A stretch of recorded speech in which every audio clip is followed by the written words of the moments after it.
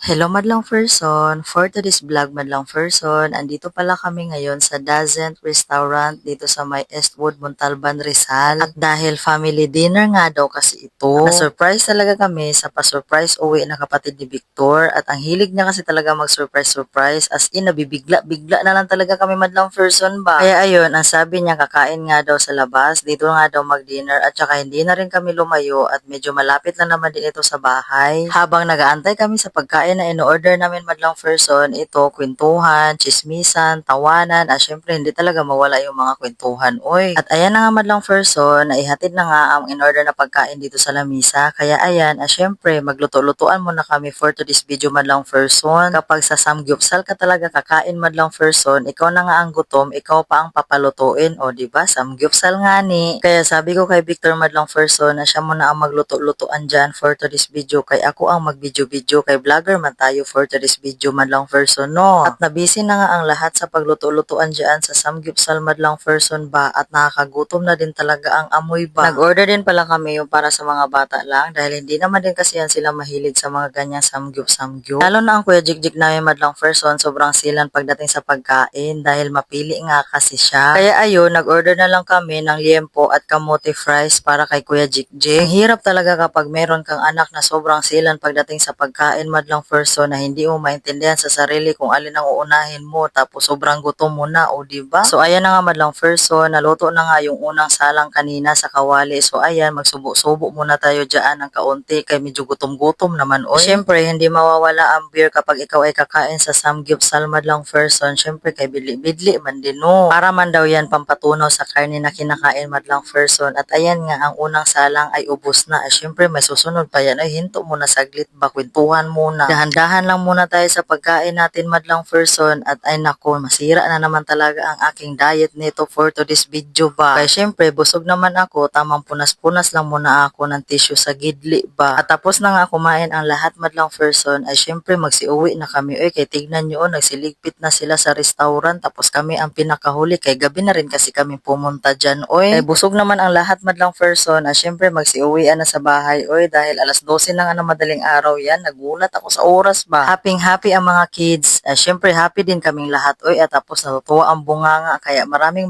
salamat sa libre. Hello guys!